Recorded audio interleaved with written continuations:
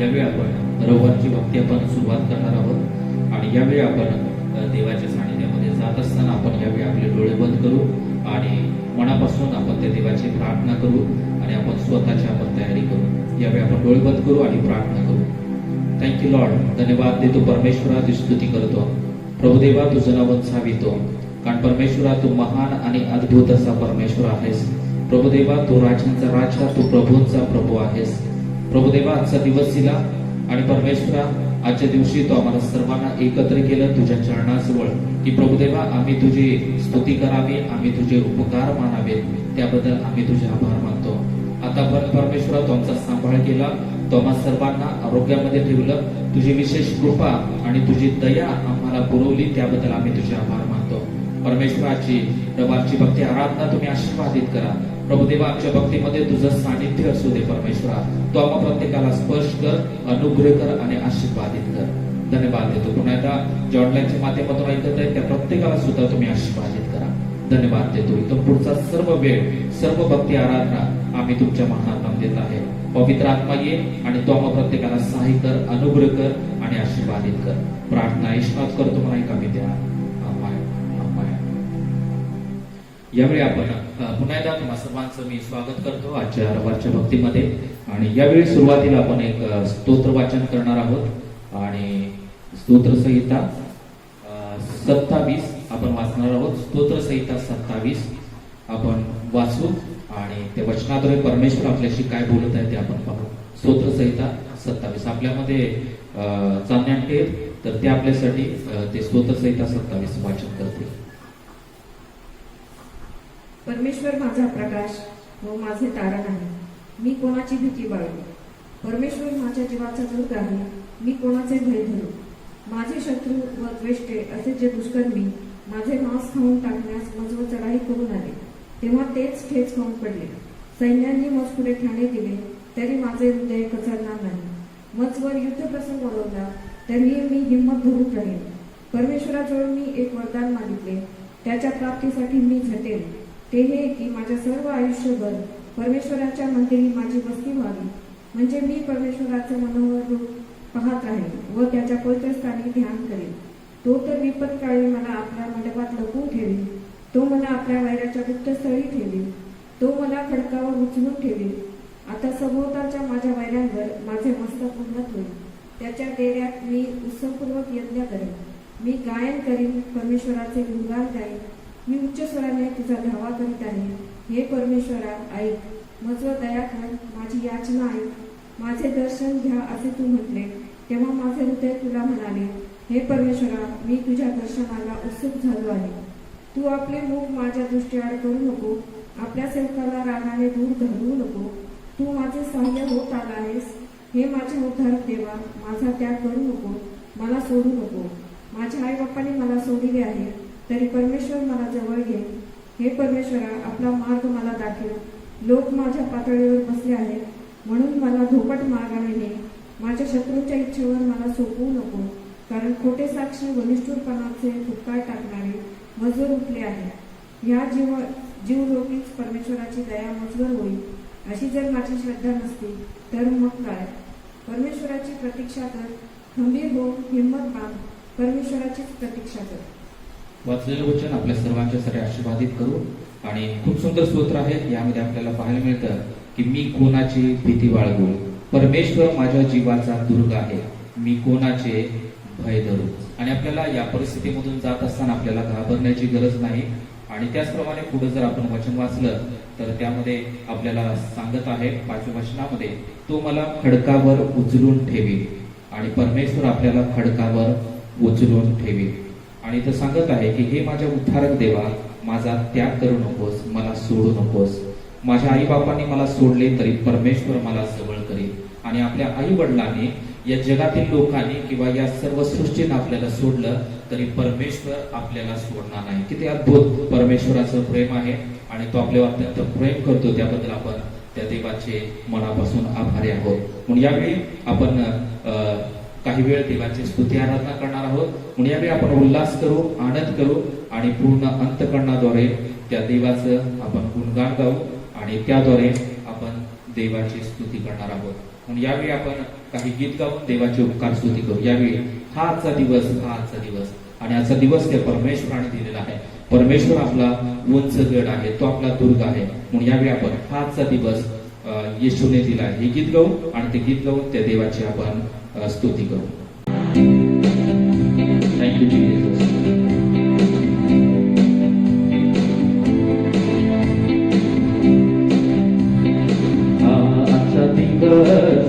आजचा दिवस येशूने दिला आहे, येशूने दिला आहे. आम्ही स्तुती करू हा आजचा दिवस, आजचा दिवस. आम्ही स्तुती करू, आनंद करू. आम्ही स्तुती करू, आनंद करू. आजचा दिवस, आजचा दिवस येशूने दिला आहे. आजचा दिवस, आजचा दिवस, आजचा दिवस येशूने दिला आहे, येशूने दिला आहे. आम्ही स्तुती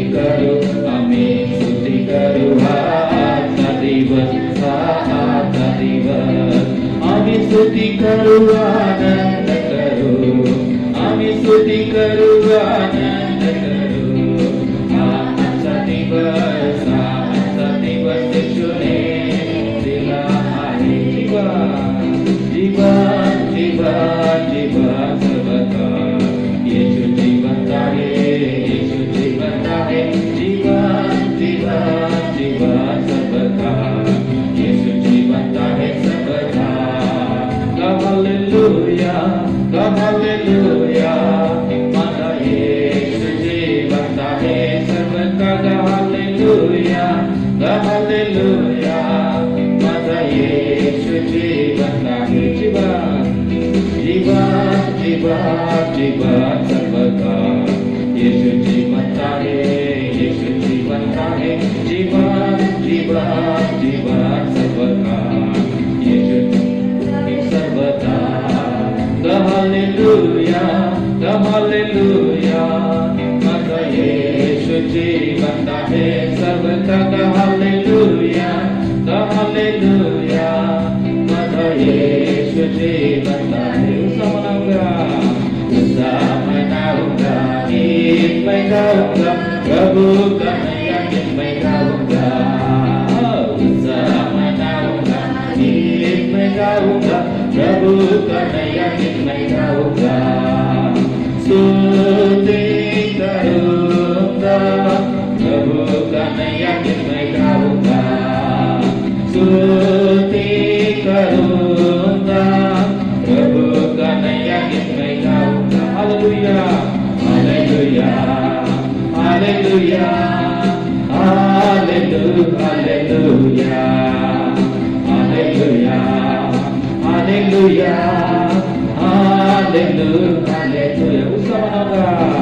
उत्साह मनाऊंगा गीत मैं गाऊंगा, प्रभु का नया गीत मैं गाऊंगा.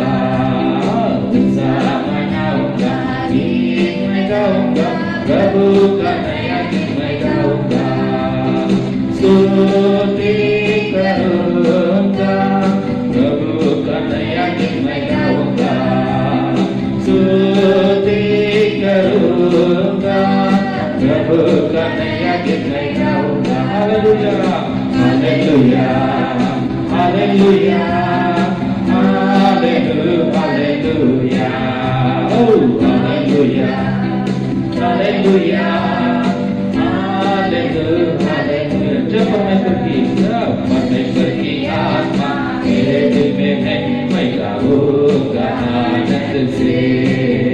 जब परमेश्वर की आत्मा मेरे दिल में है, मैं गाऊंगा आनंद से.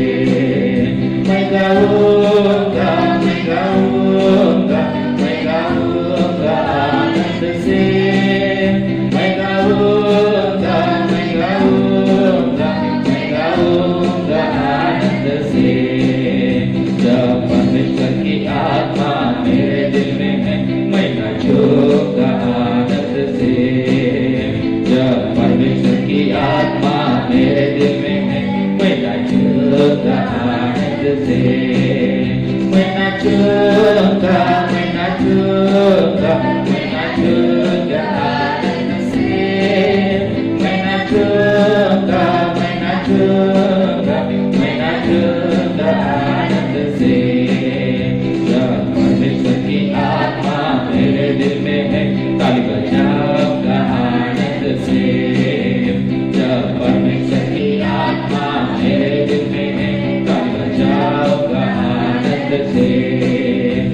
बजाऊंगा, ताली बजाऊंगा, ताली बजाऊंगा आनंद से, ताली बजाऊंगा, ताली बजाऊंगा, ताली बजाऊंगा आनंद से। जब परमेश्वर की आत्मा मेरे दिल में है, हाथ उठाऊंगा आनंद से। जब परमेश्वर की आत्मा मेरे दिल में है, हाथ उठाऊंगा आनंद से। हाथ उठाऊंगा, हाथ उठाऊंगा, हाथ उठाऊंगा आनंद से। हाथ उठाऊंगा, हाथ उठाऊंगा, हाथ उठाऊंगा आनंद से।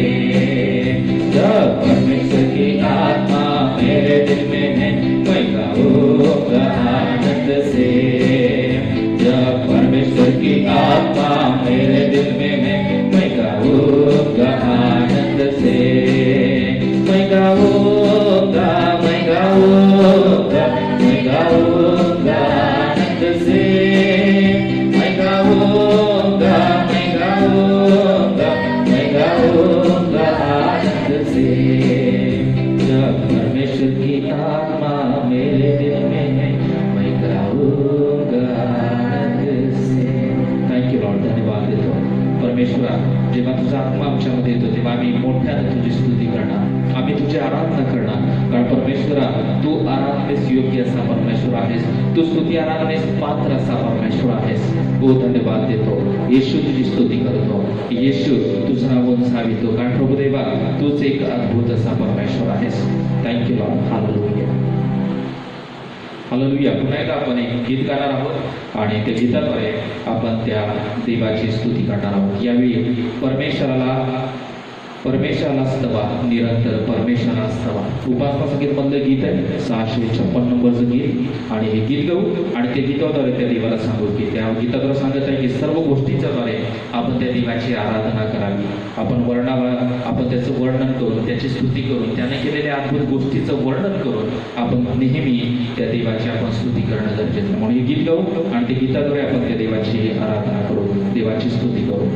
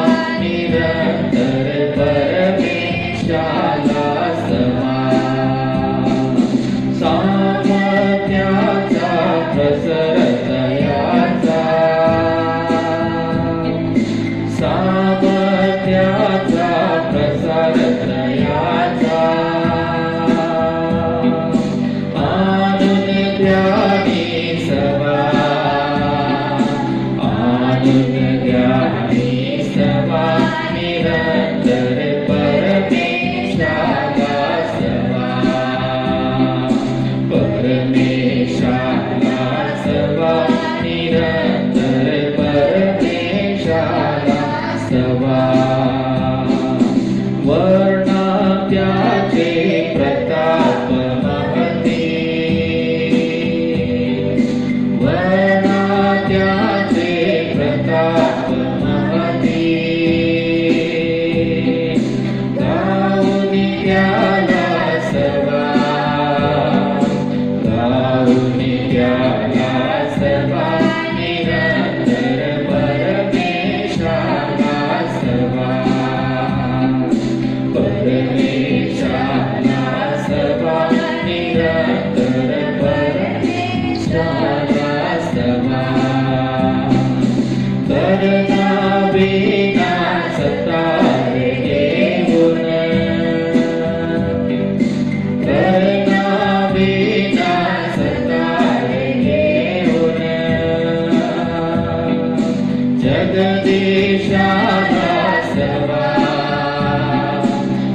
परदेशाला स्तवा निरंतर परमेशाला स्तवा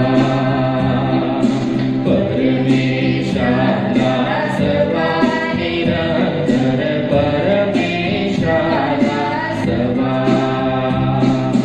माधवुनी या मृदंग करुणी माधवुनी या मृदंग करुणी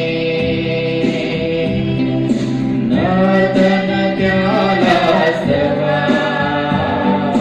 नर्तन त्याला स्तवा निरंतर परमेशाला स्तवा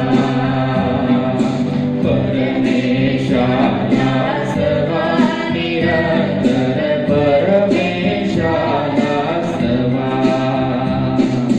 तत्रयंत वाद्याच्या नादे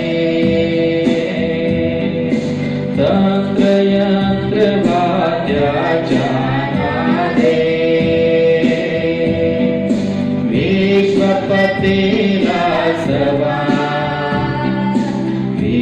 विश्वपतीला स्तवा निरंतर परमेशाला स्तवा परमेशाला स्तवा निरंतर परमेशाला स्तवा मंजुध्वनीच्या रोचध्वनीच्या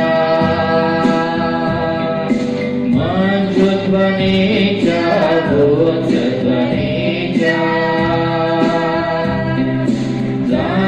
जांजावरत्या स्तवा जांजावरत्या स्तवा निरंतर परमेशाला स्तवा परमेशाला स्तवा निरंतर परमेशाला स्तवा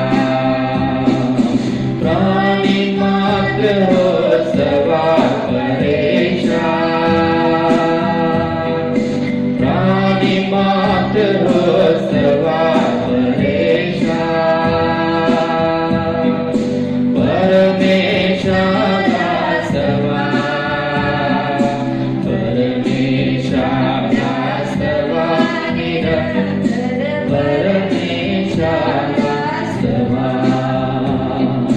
परमेशाला स्तवा निरंतर परमेशाला स्तवा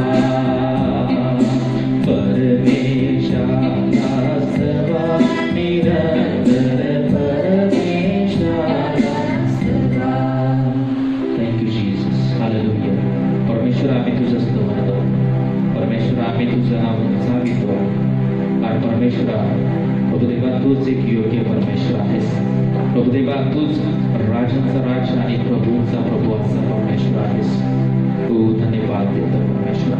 येशू तुझी स्तुती करतो. येशू तुझं नाव उंचावितो. प्रभुदेवा तुझं नाव उंचावितो. तुझी स्तुती आणि प्रशंसा करतो. Thank you Lord. Thank you Jesus. Hallelujah. यावेळी आपण आपले डोळे बंद करू आणि यावेळी त्या देवाच्या आराधनेमध्ये आपण जाऊ. प्रिया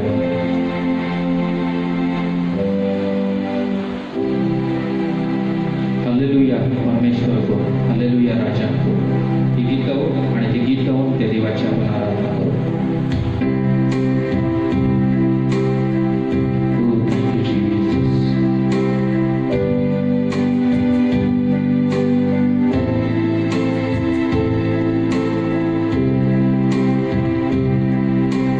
Hallelujah.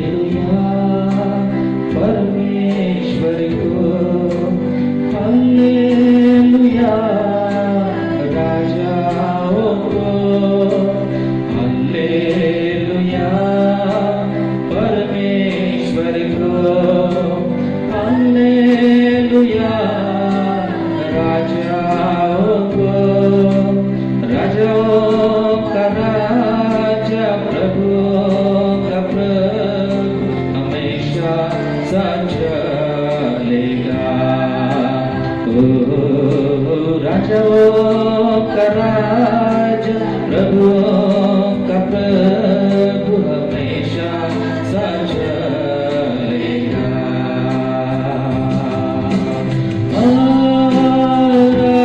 आराधना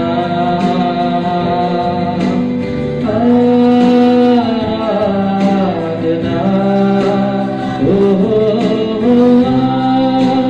आराधना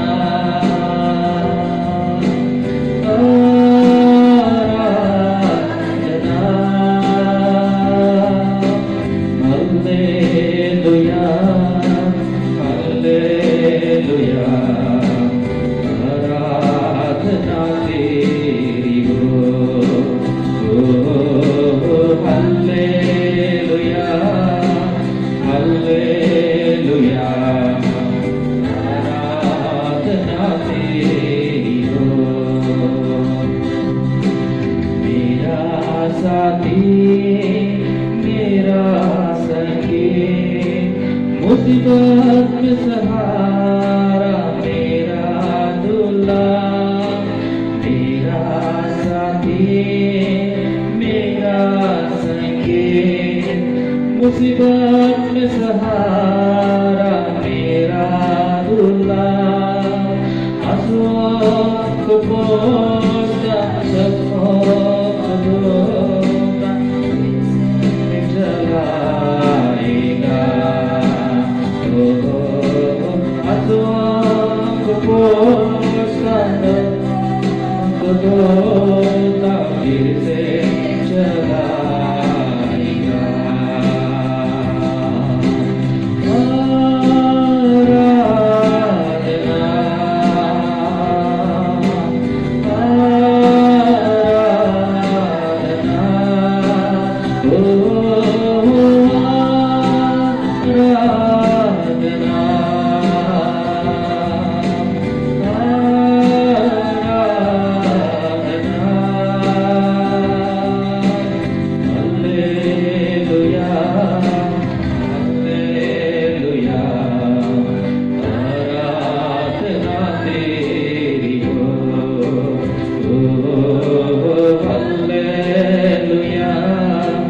हालेलुया आराधना तेरी हो।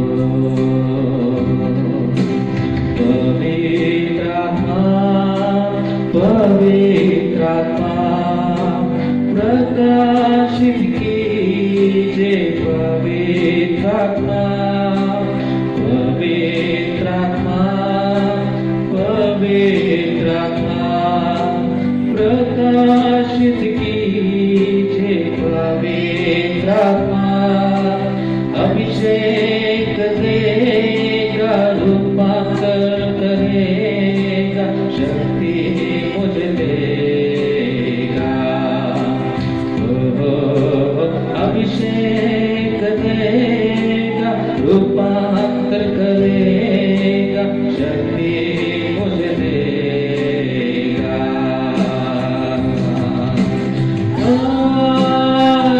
आराधना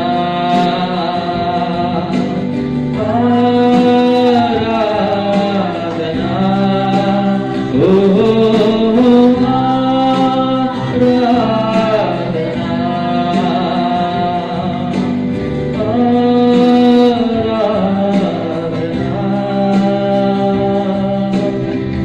हालेलुया हालेलुया आराधना तेरी हो हालेलुया हालेलुया आराधना तेरी हो हालेलुया हालेलुया आराधना तेरी हो। थँक यू जीसस हालेलुया धन्यवाद देतो। पवित्र आत्मा मी तुमचं स्वागत करतो।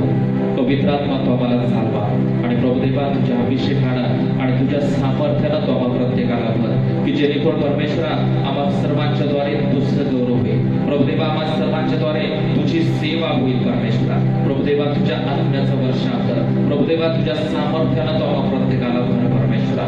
हो धन्यवाद देतो येशू परमेश्वरा. तो आम्हाला धीर देणारा परमेश्वर आहेस. तो आमचं सांत्वन करणारा परमेश्वर आहेस. प्रभुदेवा आमच्या सर्व अडचणीमध्ये संकटामध्ये तू आमच्या बरोबर चालणारा परमेश्वर आहेस. हो धन्यवाद देतो येशू. तुझी स्तुती करतो येशू. तुझं नाव चावितो परमेश्वरा. धन्यवाद देतो आजची स्तुती आराधना तुम्ही आशीर्वादित केली त्याबद्दल आभार मानतो. आमच्या आराधनेमध्ये तुझी वस्ती होती प्रभुदेवा. तुझं सानिध्य होतं त्याबद्दल आम्ही तुझे आभार मानतो परमेश्वरा. इथं पुढचा सर्व वेळ आम्ही तुमच्या मनात लावलेत आहे प्रभुदेवा. येणारं वचन तो आम्हासाठी आशीर्वादित कर. त्या वचनाद्वारे तो आमच्या अंतःकरणाशी बोल परमेश्वरा. त्या वचनाद्वारे आमच्या जीवनामधल्या सर्व उणीवा तू काढून टाक आणि तुला पाहिजे असं पात्र तो आम्हाला बनव परमेश्वरा. धन्यवाद देतो आम्हा प्रत्येकाचा ताबा आम्ही तुमच्या मनात देत आहे. पवित्र आत्मा ये तुझ्या सामर्थ्यानं भर. पवित्र आत्मा तुझ्या वचनानं तू आम्हा प्रत्येकाला भर परमेश्वरा. धन्यवाद देतो. सर्व आदर गौरव तुमच्या नावाला देऊ. प्रार्थना देशभाग करतो नाही का भेटा.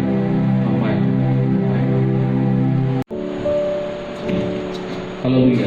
पुन्हा एकदा सर्वांचं मी स्वागत करतो. आजच्या देवाच्या वचनामध्ये आपण जात असताना आपण मागील आठवड्याभरामध्ये काही देवाच्या सेवकांचा आपण अभ्यास करत आहोत. आपल्या सर्वांना माहीत आहे पहिल्यांदा आपण अंद्रिया याचा आपण अभ्यास केला होता आणि त्यानंतर आपण पेत्र याचा अभ्यास केला होता आणि त्यानंतर आज आपण तिसरा जो काय येशूचा सेवक आहे त्याचा आपण अभ्यास करणार आहोत आणि त्याचं नाव आहे योहान. तर योहानाच्या बद्दल आपण काही गोष्टी पाहणार आहोत की त्याचा स्वभाव कसा होता किंवा त्याच्या जीवनामध्ये दैवी गुणधर्म त्याच्या जीवनामध्ये कोणते होते जेणेकरून ते आपण शिकणार आहोत आणि ते आपल्या जीवनामध्ये तशा प्रकारे करण्याचा आपण प्रयत्न करणार आहोत. म्हणून आपण आज योहान याच्याबद्दल आपण पाहणार आहोत. जब्दीचा मुलगा होता तो योहान आणि याकोब हे दोघं जण भाऊ होते आणि त्या दोघा भावांना परमेश्वरानं बोलावलं होतं आणि ते पण मासेमारी करणारे होते. त्यांचा व्यवसाय मासेमारी करणारा होता आणि अशा प्रकारे ते व्यवसाय करत असताना येशूनं त्यांना बोलावलं आणि त्यांनी सर्व सोडलं आणि ते येशूच्या पाठीमागं गेले. आणि त्यानंतर आपण काही मुद्द्यावरती आपण चर्चा करणार आहोत. त्यासाठी आपण पहिला शास्त्रभाग वाचणार आहोत. मत्ती याचा 4 अध्याय आणि 21 आणि 22 वचन. तेथून पुढे गेल्यावर त्याने दुसरे दोघे भाऊ म्हणजे जब्दीचा मुलगा याकोब व त्याचा भाऊ योहान यांना आपला बाप जब्दी याच्याबरोबर तारवात आपली जाळी नीट करताना पाहिले आणि त्याने त्याला बोलावले. मग लागलेच ते तारू व आपला बाप यांना मागे सोडून त्याला अनुसरले. आणि इथं आपल्याला पाहायला मिळते की पहिल्या 2 वचनामध्ये अंद्रिया आणि त्याचप्रमाणे शिमोन पेत्र यांना परमेश्वरानं बोलावलं, येशूनं बोलावलं आणि त्यानंतर पुढे गेल्यावर दुसरे दोघे भाऊ म्हणजे जब्दीचा मुलगा याकूब आणि त्याचा भाऊ योहान यांना आपला बाप जब्दी याच्याबरोबर तारवात आपली जाळी नीट करताना पाहिले. आणि योहान आणि त्याचा भाऊ याकोब हे दोघं जण आपल्या बापासोबत एक काम करत होते. बहुतेक ते मासे धरून आलेले असतील आणि त्यानंतर ते काय करत आहेत की जाळं नीट करत आहेत ठेवण्यासाठी. आणि अशा प्रकारचं असताना अशा प्रकारे ते आपल्या बापासोबत काम करत असताना त्याने त्यांना बोलावले. येशूनं त्यांना बोलावलं इथं सांगत आहे. आणि इथं सांगत आहे की मग लगेच ते तारू व आपला बाप यांना मागे सोडून त्याला अनुसरले. आणि इथं आपल्याला पाहायला मिळत आहे की जेव्हा याकोब आणि योहानाला विशेष करून जेव्हा परमेश्वरानं बोलावलं आणि बोलावल्यानंतर लगेच सांगत आहे त्यांनी काय केलं नाही, उशीर न करता त्यांनी लगेच त्याचं तारू तिथलं सर्व मासेमारी करणारं साहित्य तिथं सोडलं, आपल्या बापाला सुद्धा तिथं सोडलं आणि ते येशूला अनुसरले. प्रियानो, या मुद्द्यावरती मी तुमचं लक्ष नेऊ इच्छित आहे की जेव्हा येशूनं योहानाला बोलावलं त्या क्षणी परमेश्वराच्या बोलावटेला त्यानं सकारात्मक प्रतिसाद दिला. आणि इथं सांगत आहे की तात्काळ लगेच ते येशूला अनुसरले. म्हणून आज पहिल्या मुद्द्यावरती आपण चर्चा करणार आहोत की जेव्हा जेव्हा येशू आपल्याला बोलावत असतो तेव्हा आपण त्यासाठी कशा प्रकारे प्रतिसाद देत असतो, आपण कशा प्रकारे येशूच्या बोलावण्याला किंवा येशूच्या बोलावण्याला, येशूच्या कॉलिंगला आपण कशा प्रकारे प्रतिसाद देत आहोत याचं आपण सर्वांनी परीक्षण करणं गरजेचं आहे. म्हणून तर सांगत आहे की योहान लगेच त्यानं काय केलं, दारू सोडलं, सर्व साहित्य तिथं सोडलं आणि ते त्याला अनुसरले, ते येशूला अनुसरले प्रियानो. म्हणून आज आपण विचार करणार आहोत की योहानानं लगेच तिथं सर्व साहित्य सोडलं आणि ते येशूच्या पाठीमागे गेले. आज आपण सर्वांनी विचार करणार आहोत की जेव्हा देव आपल्याला बोलवत असताना आपण त्याला किती वेळामध्ये आणि कशा प्रकारे आपण त्याला प्रतिसाद देत असतो. की आज आपण विचार करू की थोडा आपल्या मनामध्ये आपण विचार करू की परमेश्वरानं आपल्याला पवित्र आत्मा दिलेला आहे. काही वेळेला पवित्र आत्मा आपल्याला वेगवेगळ्या गोष्टींची आपल्याला प्रेरणा देत असतो आणि त्याप्रमाणे करावं, त्याप्रमाणे राहावं यासाठी परमेश्वर आपल्याला काहीतरी काम सांगत असतो. तेव्हा येशू आपल्याला जे काही सांगत आहे किंवा पवित्र आत्मा ज्या गोष्टींची आपल्याला प्रेरणा देत आहे त्यासाठी आपण कशा प्रकारे प्रतिसाद देणारे लोक आहोत. ज्याप्रमाणे नवीन करामध्ये सुद्धा तो दाखला आहे की श्रीमंत मनुष्याला जेव्हा येशूनं बोलावलं, तो श्रीमंत मनुष्य त्या येशूला प्रश्न विचारत आहे की मला सार्वकालिक जीवन मिळण्यासाठी मला काय करायला पाहिजे. येशू सांगत आहे, तो म्हटला की मी सगळं काही आज्ञापालन करत आहे, मी काटेकोरपणे धर्मशास्त्र पालन करत आहे. शेवटी येशूनं सांगितलं की तुझे जे काही श्रीमंत आहे ती काय कर, वाटून टाक, ती सोड आणि तू माझ्या पाठीमागे निघून ये. आणि त्या क्षणी तो श्रीमंत मनुष्य खाली मान घेतली आणि तो काय केला, निघून गेला सांगत आहे. म्हणून आज जेव्हा श्रीमंताला येशूनं बोलावलं की आता बस झालं, आतापर्यंत तू सुखामध्ये, आतापर्यंत तू चैनीबाजीमध्ये सर्व काय आनंदामध्ये दिवस घालवलेला आहे, आता ते बस झालं, आता तुला माझ्या पाठीमागे यायचं आहे. तेव्हा त्या श्रीमंत मनुष्याची येशूच्या पाठीमागं येशूचं अनुसरण करण्याची तयारी नव्हती. म्हणून आज आपल्याला विचार करणं गरजेचं आहे की जेव्हा देव आपल्याला बोलावत असतो किंवा देवाचा आत्मा ज्या ज्या गोष्टींना आपल्याला प्रेरणा देत असतो करण्यासाठी, तेव्हा त्या गोष्टीला आपण कशा प्रकारे प्रतिसाद देत आहोत. हालेलुया. देवाचा आत्मा आपल्यासोबत राहत आहे. आपलं शरीर हे मंदिर आहे प्रियानो आणि तो देवाचा आत्मा आपल्या जीवनामध्ये वास करत असतो आणि तो देवाचा आत्मा यासाठीच आपल्याला दिलेला आहे की आपण त्याच्या प्रेरणेने आपण जीवन जगावं. तो यासाठीच दिलेला आहे की तो आपल्याला नेहमी शिकवत असतो, तो आपल्याला नेहमी काहीतरी करण्यासाठी सांगत असतो. तेव्हा आपण नेहमी त्याची वाणी ऐकावी आणि त्याला योग्य प्रतिसाद, तात्काळ प्रतिसाद द्यावा, हे परमेश्वराची इच्छा आहे. अनेक वेळेला आपला प्रतिसाद कसा असतो, त्या लोकांच्या सारखा असतो का की पहिलं मला माझ्या बापाला पुरायला जाऊ द्या, पहिलं मी माझं घरातील काम करतो, पहिलं मी माझी ड्युटी करून येतो, पहिलं मी थोडंसं बाहेर काम आहे, मी मित्रमंडळीला भेटून येतो आणि हे सर्व माझं काम झाल्यानंतर मी येशूच्या पाठीमागे जाणार. त्यानंतर येशूने जे काही दिलेलं काम आहे, परमेश्वराने जी सांगितलेली प्रेरणा आहे, त्यानंतर मी हे सर्व करतो. परंतु पहिल्यांदा मी माझं सर्व काही काम पूर्ण करतो. अशा प्रकारची वृत्ती आपल्या मनामध्ये आहे का, याचं आपण सर्वांनी परीक्षण करणं गरजेचं आहे.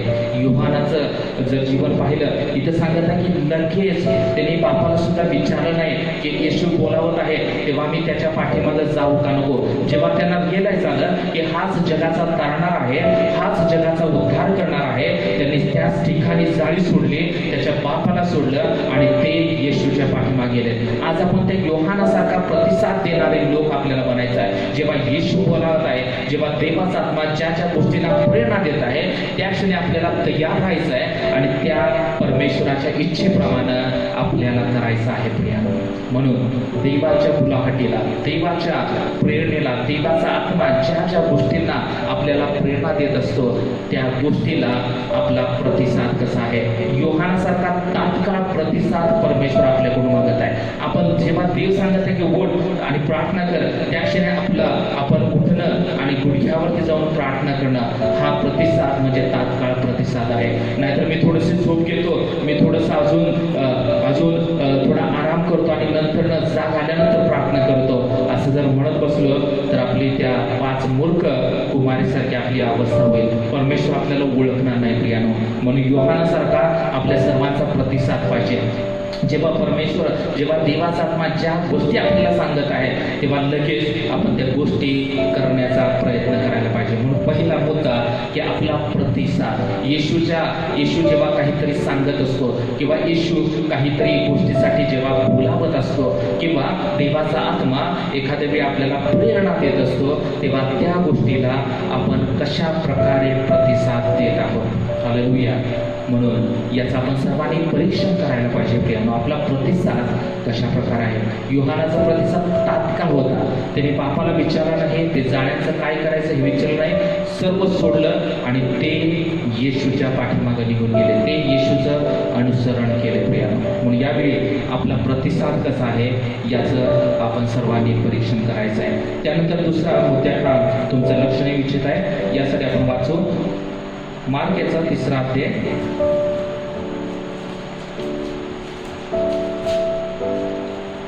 मार्क 3 आणि 17. जब्दीचा पुत्र याकोब व याकोबाचा भाऊ योहान यास बेरवेगेस म्हणजे गर्जनेचे पुत्र हे उपनाव दिले. आणि इथं आपल्याला पाहायला मिळत आहे की जब्दीचा मुलगा याकोब व याकोबाचा भाऊ योहान यास बोआनेर्गेस म्हणजे गर्जनेचे पुत्र हेही नाव दिले. दुसरी गोष्ट की देवाच्या कार्यासाठी उत्साही नेहमी पॅशनेट असणारा व्यक्ती योहान होता प्रिया. म्हणून इथं जेव्हा याचं हेडिंग आहे की 12 प्रेषितांची निवड, 12 शिष्यांची जेव्हा निवड केली तेव्हा स्पेशल याकोब आणि योहान या दोघांना परमेश्वराने एक उपमा दिली, ते म्हणजे गर्जनेचे पुत्र. म्हणजे नेहमी परमेश्वराच्या कार्यासाठी तयार राहणारे लोक इथं सांगत आहे. गर्जनेचे नेहमी गर्जना करण्यासाठी तयार, नेहमी देवाच्या कार्यासाठी पुढं असणारे लोक म्हणजे गर्जनेचे पुत्र सांगत आहे. म्हणून दुसरा मुद्दा आपण यावरती चर्चा करणार आहोत की मी परमेश्वरावरती विश्वास ठेवून जीवन जगत असताना मी दैवी गोष्टींसाठी किंवा मी ख्रिस्तासाठी किती आवेशी आहे प्रियानो. ज्याप्रमाणे आपण मागील दिवसामध्ये आपण पाहिलं होतं पेत्राचं, मागच्या रविवारी पेत्राच्या संदर्भामध्ये पेत्र सुद्धा आवेश होता. प्रभूसाठी काय करू काय नको असा स्वभावाचा पेत्र सुद्धा होता. आणि त्याचप्रमाणे योहान सुद्धा त्या स्वभावाचा व्यक्ती होता प्रियानो. म्हणून आज आपण ख्रिस्तासाठी आवेशी असायला पाहिजे, नेहमी ख्रिस्तासाठी उत्साही असायला पाहिजे. जर एखाद्या वेळी आपल्याला सांगितलं की उठा प्रार्थना करा, उठा चर्चला या, तेव्हा आपण त्या उत्साहानं त्या एकदम आनंदानं आपण त्या गोष्टीमध्ये इन्व्हॉल्व्ह होतो का याचं आपण सर्वांनी परीक्षण करण्याची गरज आहे. म्हणून योहान आणि याकोब यांना गर्जनेचे पुत्र म्हटले. याचा अर्थ की नेहमी गर्जना करणारे, नेहमी अति उत्साही, नेहमी तयार असणारे लोक म्हणजे हे 2 जण होते प्रियानो. म्हणून आज आपण ख्रिस्तासाठी नेहमी उत्साही असतो का, अति उत्साही, नेहमी आपण ख्रिस्तासाठी आनंदमय असतो का कोणत्याही गोष्टीसाठी. आपल्याला प्रार्थना करायला सांगितलं तर आपल्याला दुःख होतं किंवा आपल्याला जर त्रास होतो का किंवा आपल्याला कंटाळा येतो का, तेव्हा या गोष्टीचा आपल्याला विचार करून आपल्याला ख्रिस्तामध्ये उत्साही राहायचं प्रियानो. ख्रिस्तामध्ये आपल्याला अति उत्साही आपल्याला राहून त्या देवाचं आपल्याला कार्य करायचं आहे. त्यानंतर एक वचन वाचून लूक 9 अध्याय आणि 51 ते 56.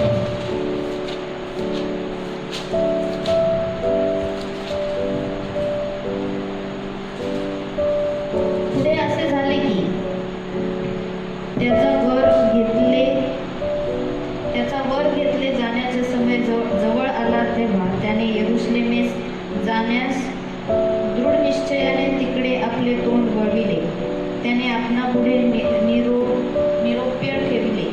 तेव्हा ते निघून त्याच्यासाठी तयारी करावयास शम्रोनाच्या एका गावात गेले. पण त्यांनी त्याचा स्वीकार केला नाही, कारण त्याचा रोग यरूशलेमेकडे जाण्याचा होता. हे पाहून त्याचे शिष्य याकोब व योहान म्हणाले, प्रभूजी, आकाशातून अग्नी पडून त्यांचा नाश व्हावा म्हणून आम्ही आज्ञा करावी अशी आपली इच्छा आहे काय? त्याने वळून त्यास धमकाविले. मग ते दुसऱ्या गावास गेले. हालेलुया. तेव्हा स्तुतीचं खूप सुंदर शास्त्रभाग आहे. तुम्ही जर लक्ष देऊन वाचलं तर काही वेळेला मी जेव्हा हा शास्त्रभाग वाचत होतो मला खूप हसू आलं थोडंसं. कारण यामध्ये एक घटना घडलेली आहे. येशू यरूशलेमेस जात असताना तो काय करत आहे की तो यरूशलेमला जात असताना त्यानं काय केलं की शोमरोनी लोक जे काय आहेत त्या शोमरोनी लोकांनी येशूचा स्वीकार केला नाही. इथं बाबांच्या वचनामध्ये आपल्याला पाहायला मिळत आहे की त्याने आपल्या पुढे निरोपे पाठवले तेव्हा ते निघून त्यांच्यासाठी तयारी करण्यास शोमरोनाच्या एका गावात गेले. आणि यरूशलेमला जात असताना वाटेमध्ये एक गाव होतं शोमरोनी लोकांचं आणि तिथं त्यांनी तयारी करण्यासाठी पुढं निरोपे पाठवले. परंतु इथं सांगत आहे की पण त्यांनी त्याचा स्वीकार केला नाही. त्या शोमरोनी लोकांनी ज्या शोमरोनाच्या गावामधून जात होता त्यांनी येशूला स्वीकारलं नाही.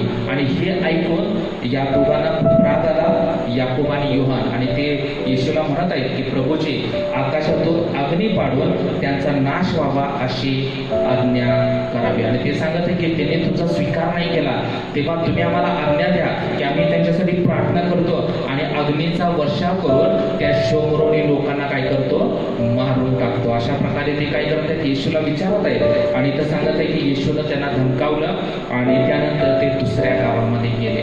आणि हे नकारात्मक निगेटिव्ह थोडंसं उदाहरण आहे परंतु यांच्यामध्ये ख्रिस्तासाठीचा असणारा आवेश आपल्याला पाहायला मिळतो की येशूचा त्याने स्वीकार केला नाही तेव्हा ते सांगत आहे की या नगराचा आम्ही नाश करू का, या नगरासाठी प्रार्थना करून. इतकं सामर्थ्यवान त्याने शब्द त्याने येशूला विचारले प्रियानो. परंतु येशूनं त्याला धमकावलं आणि येशू हा प्रेमळ परमेश्वर आहे. म्हणून या स्वभावाद्वारे आपल्याला हेच पाहायला मिळतं की योहान हा नेहमी आवेशी असायचा की देवाच्या कार्यासाठी देवाची सर्व प्रकारे योजना पूर्ण करण्यासाठी नेहमी आवेशानं भरलेला असायचा. आज आपल्या जीवनामध्ये तो आवेश राहिलेला आहे का? जर आपल्या जीवनामध्ये ख्रिस्तासाठीचा जर आवेश नसेल तर आपल्याला थोडंसं आपल्या जीवनाकडं निर्भूल पाहावं लागेल. आपल्याला स्वतःची दुरुस्त करावी लागेल आणि त्या देवाला प्रार्थना करावी लागेल की देवा त्या पेत्रासारखा आवेश माझ्या जीवनामध्ये होते. देवा त्या योहानासारखा आवेश, ती अति उत्साहीपणा तुझ्या कार्यासाठी तुझ्या सेवेसाठी तो माझ्या जीवनामध्ये घाल. म्हणून आज आपल्या जीवनामध्ये तो आवेश आपल्या जीवनामध्ये आहे का प्रियानो, याचं आपण सर्वांनी परीक्षण करणं गरजेचं आहे. ख्रिस्तासाठी असणारा योहानासारखा आवेश. ते सांगत आहे की तू आम्हाला आज्ञा कर की त्या नगराचा आम्ही नाश करतो. याचा अर्थ की ते देवाच्या कार्यासाठी नेहमी तत्पर असणारे लोक आपल्याला पाहायला मिळतात. आज आपण किती देवाच्या कार्यासाठी तत्पर आहोत किंवा किती आवेशानं आपण देवाचं कार्य करत आहोत, किती आवेशानं आपण देवाची प्रार्थना करत आहोत, किती आवेशानं त्या देवाचं आपण वचन वाचत आहोत, किती आवेशानं आपण आपल्या मंडळीमध्ये जाऊन देवाची स्तुती आराधना करत आहोत, आपण किती आवेशानं देण्यामध्ये आपण पुढे येत आहोत, आपण किती आवेशानं देवाच्या सेवेमध्ये आपण सहभागी होत आहोत. या सर्व गोष्टींचा आपण सर्वांनी विचार करणं आवश्यक आहे प्रियानो. म्हणून तो आवेश आपल्या सर्वांच्या जीवनामध्ये पाहिजे. जर तो आवेश निघून गेला असेल तर आज आपण प्रार्थना करू की देवा तो आवेश माझ्या जीवनामध्ये होते, तो अति उत्साहीपणा माझ्या जीवनामध्ये होते, माझ्या जीवनामध्ये सर्व मरगळ तू काढून टाक आणि तो आवेश माझ्या जीवनामध्ये घाल परमेश्वरा.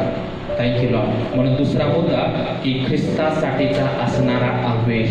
त्यानंतर आपण तिसऱ्या गोष्टीकडे आपण लक्ष लावणार आहोत. यामध्ये आपण एक वचन वाचू, मार्क याचा 5 अध्याय आणि 37.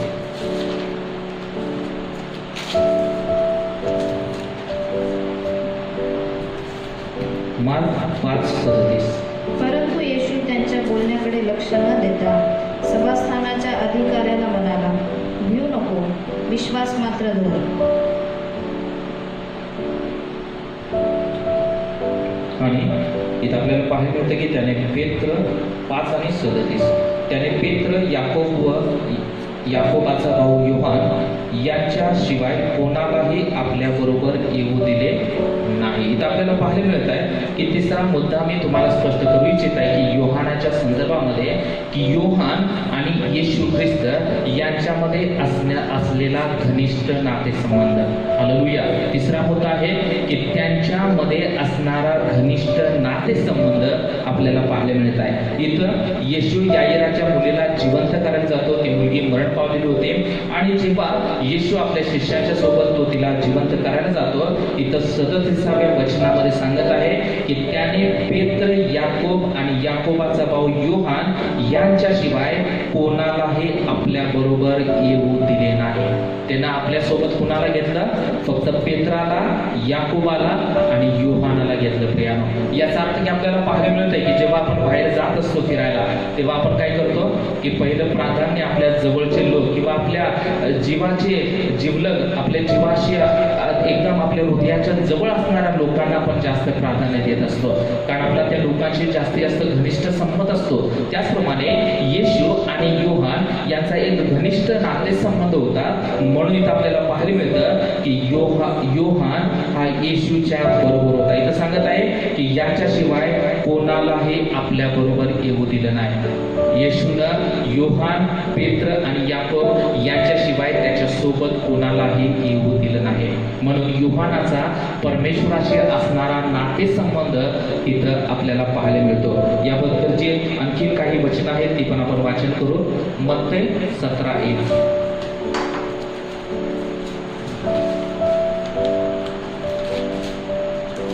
मग 6 दिवसानंतर येशूने पेत्र, याकोब व त्याचा भाऊ योहान या साबणाबरोबर एक उंच डोंगरावर एकांकी नेले. आणि इथं आपल्याला पाहायला मिळते की येशूचे रूपांतर होत असताना एकदा येशू प्रार्थना करायला गेला आणि प्रार्थना करायला जात असताना इथं सांगत आहे की 6 दिवसानंतर येशूने पेत्र, याकोब व त्याचा भाऊ योहान यांना आपणाबरोबर एका उंच डोंगरावरती एकांती नेले. आणि जेव्हा येशू प्रार्थना करायला एका डोंगरावरती एकांतामध्ये जायला लागला, तेव्हा त्याने कुणाला घेतलं? पेत्र, याकोब आणि योहान येशूच्या सोबत त्या प्रार्थनेच्या वेळी जेव्हा येशूचं रूपांतर होत होतं त्यावेळी तो येशूच्या सोबत होता. प्रियानो, आणखी वचन वाचू आपण. मत्ते 26:37.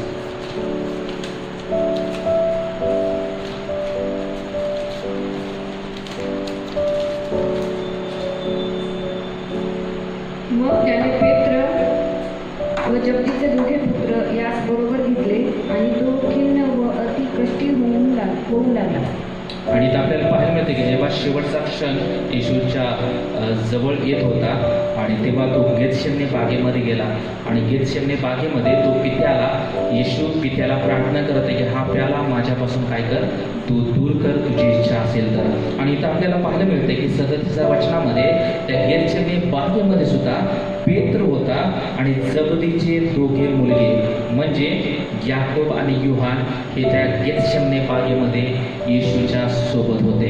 आणि इथं सांगत आहे की तो खिन्न व अति कष्टी होऊ लागला आणि त्या वेदनेमुळं, त्या दुराव्यामुळं जेव्हा तो या जगाचं पाप घेणार होता आणि तो परमेश्वरापासून विभक्त होणार होता, म्हणून त्याला खूप वेदना होत होत्या. आणि त्या परिस्थितीमध्ये सुद्धा जेव्हा त्याला दुःख होत होतं, त्या परिस्थितीमध्ये योहान त्या येशूच्या सोबत होता. प्रिया, आणि त्यानंतर आणखीन एक वचन वाचू. मार्क 13:3. मार्क याचा 13 आणि 3 वचन. नंतर तो मंदिरासमोर जैतुनाच्या डोंगरावर बसला असता पेत्र, याकोब, योहान व अंद्रिया यांनी त्याला एकांती विचारले. आणि इथं जैतुनाच्या डोंगरावरती जेव्हा तो बसला असता तेव्हा त्या ठिकाणी सुद्धा काय आहे की योहान येशूच्या सोबत आहेत. प्रिया, आणि युगाच्या समाप्तीबरोबर तो आपल्या शिष्यांशी चर्चा करत आहे आणि तो आपल्या शिष्यांना शेवटच्या युगाच्या समाप्तीचे चिन्ह सांगत असताना योहान त्याच्यासोबत होता. आणि योहान सुद्धा त्याला प्रश्न विचारते की ह्या गोष्टी कधी घडतील. म्हणून वेगवेगळ्या प्रसंगामधून येशू जात असताना योहान त्याच्या सोबत असलेला आपल्याला पाहायला मिळतं. याचाच अर्थ की योहान आणि येशूचा असणारा घनिष्ठ नातेसंबंध आपल्याला पाहायला मिळतो. प्रियानो, त्याचप्रमाणे आज आपण विचार करणं गरजेचं आहे की मी येशू येशूवरती विश्वास ठेवून जीवन जगत असताना माझा आणि येशूचा नातेसंबंध कसा आहे. कारण योहानमध्ये सांगत आहे की आपल्याला ख्रिस्तामध्ये राहायचं आहे आणि ख्रिस्त आपल्यामध्ये राहणार आहे. प्रियानो, आपल्याला त्या झाडाच्या फांदीसारखं आपल्याला त्या ख्रिस्तामध्ये जॉईन किंवा एकजीव होऊन आपला एक नातेसंबंध घनिष्ठ घट्ट आपल्याला करण्याची गरज आहे. म्हणून तिसरा मुद्दा की योहानाचा नातेसंबंध त्या येशूसोबत, त्या जिवंत देवासोबत एकदम जवळचा होता. तो घनिष्ठ होता. प्रत्येक परिस्थितीमध्ये तो येशूच्या सोबत आपल्याला पाहायला मिळत आहे. त्याप्रमाणे आज आपण त्या येशूच्या सोबत राहणारे लोक आहोत का? आपला त्या येशूशी नातेसंबंध कशा प्रकारे आहे का? आपण फक्त रविवारच्या पुरताच आपला नातेसंबंध येशूशी होतो का? का उपवास प्रार्थना जेव्हा असते त्याच वेळी आपण आपल्या येशूशी नातेसंबंध असे जोडलेले राहतो का? म्हणून आपल्याला दररोज आणि दररोज त्या देवाच्या प्रार्थनेमध्ये वेळ घालवून, देवाच्या उपासनेमध्ये वेळ घालवून, वचनामध्ये वेळ घालवून आपल्याला आपला नातेसंबंध एकदम घनिष्ठ करण्याची गरज आहे. म्हणून आज तिसरी मुद्दा या योहानाच्या वर्तनावरून, योहानाच्या जीवनामधून आपल्याला पाहायला मिळतो की त्याचा येशूशी असणारा घनिष्ठ नातेसंबंध. आज आपला नातेसंबंध त्या परमेश्वराशी कसा आहे याचा आपण सर्वांनी विचार करायला पाहिजे. त्यानंतर शेवटचं वचन आपण वाचणार आहोत योहान याचा 19 अध्याय आणि 26 आणि 27.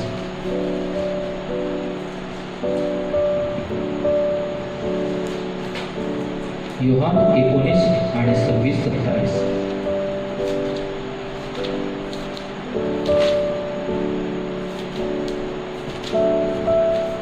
मग येशूने आपल्या आईला व ज्या शिष्यावर त्याची प्रीती होती त्याला जवळ उभे राहिलेले पाहून आईला म्हटले, बाई, हा पहा तुझा पुत्र.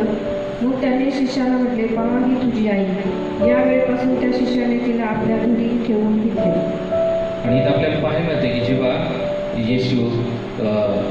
येशूला बदसंभाव खेळण्यात आला आणि खेळल्यानंतर येशूची आई मरिया आणि सर्व लोक तिथे उपस्थित होते. आणि इथं आपल्याला पाहायला मिळते की 26व्या वचनामध्ये येशूने आपल्या आईला व ज्या शिष्यावर त्याची प्रीती होती त्याला जवळ उभे राहिलेले पाहून आईला म्हटले, बाई, पहा हा तुझा मुलगा. मग त्याने त्या शिष्याला म्हटले, पहा ही तुझी आहे.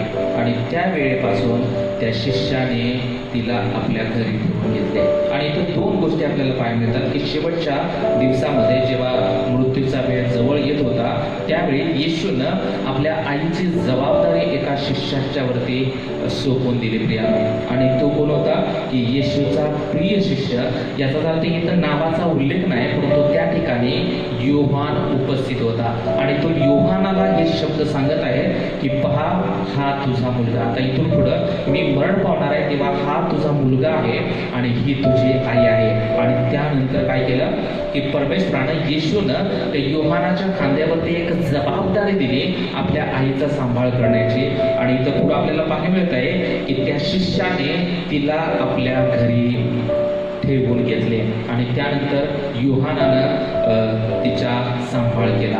म्हणून आज जेव्हा परमेश्वर किंवा येशू एखाद्या गोष्टीची जबाबदारी आपल्यावरती देत असताना आपण ती जबाबदारी प्रामाणिकपणे पाळणं गरजेचं आहे. का आपण फक्त जबाबदारी करायची म्हणून आपण करत आहोत का आपण जबाबदारी ढकलून देत आहोत? देव एखादी गोष्ट आपल्याला करायला सांगत असताना आपण मोशेसारखं किंवा योनासारखं आपण कारण त्या परमेश्वराला देत आहोत का? म्हणून जर आपण कारणे देत असेल तर देव आपल्याला कधीच आशीर्वादित करणार नाही. देव आपल्याला त्याच्या सामर्थ्यानं भरणार नाही. म्हणून ख्रिस्ती जीवनामध्ये जर आपल्याला त्या विश्वासामध्ये वाढायचं असेल तर आपल्याला देव कोणती ना कोणती जी जबाबदारी आपल्याला देत आहे ती आपल्याला प्रामाणिकपणे पाळण्याची गरज आहे. प्रियानो, म्हणून मग प्रार्थना करण्याची जबाबदारी असेल, देवाची स्तुती आराधना करण्याची जबाबदारी असेल, वाद्य वाजवण्याची जबाबदारी असेल, देवाच्या वचनाची घोषणा करण्याची जबाबदारी असेल, सुवार्ता प्रसाराची जबाबदारी असेल, एखाद्याला दान आणि दशांश देण्याची जबाबदारी असेल, प्रत्येक गोष्टीची जबाबदारी परमेश्वर एखादी आपल्याला देत असताना ती जबाबदारी आपण प्रामाणिकपणे पाळावी आणि त्याप्रमाणे आपण करावं ही परमेश्वराची इच्छा असते. योहानाचा तो एक चांगला स्वभाव होता की त्याला जी जबाबदारी दिली त्यानं ती स्वीकारली. म्हणून जबाबदारीमध्ये दोन आहेत की पहिली गोष्ट की जबाबदारी दिल्यानंतर ती आनंदानं स्वीकार करण्याची तयारी पाहिजे आणि दुसरी गोष्ट की ती जबाबदारी पार पाडणं गरजेचं आहे प्रियानं. म्हणून दोन गोष्टी आपल्या जीवनामध्ये पाहिजेत. देव एखाद्या गोष्टीची जबाबदारी देत असताना ती आपण स्वीकारायला पाहिजे आणि त्यानंतर प्रामाणिकपणे ती जबाबदारी पार पाडायला पाहिजे. नोहाच्या जीवनामध्ये आपण पाहतो की नोहाला तारू बांधण्याची जबाबदारी दिलेली होती. त्यानं ते प्रामाणिकपणे स्वीकारले. ते मोठं चॅलेंज होतं. अशक्य गोष्ट आपण जर त्या ठिकाणी असतो तर आपण वेगवेगळी कारणं सांगितली असते. आपण आपल्या बुद्धीचा विचार करून आपण देवाला 17 प्रश्न विचारले असते. परंतु त्या क्षणी नोहानं कोणतेच प्रश्न न विचारता ती जबाबदारी ते चॅलेंज स्वीकारलं, आनंदानं स्वीकारलं आणि त्यानं परमेश्वराने जे सांगितलं त्याप्रमाणे त्यानं केलं प्रियानो. म्हणून आज आपल्या जीवनामध्ये जी जबाबदारी परमेश्वर आपल्याला देत आहे ती जबाबदारी आपण प्रामाणिकपणे पार पाडत आहोत का याचा आपण सर्वांनी विचार करणं गरजेचं आहे. हालेलुया. म्हणून यावेळी आपण 4 मुद्द्यावरती आज आपण चर्चा केलेली आहे योहानाच्या जीवनामधून.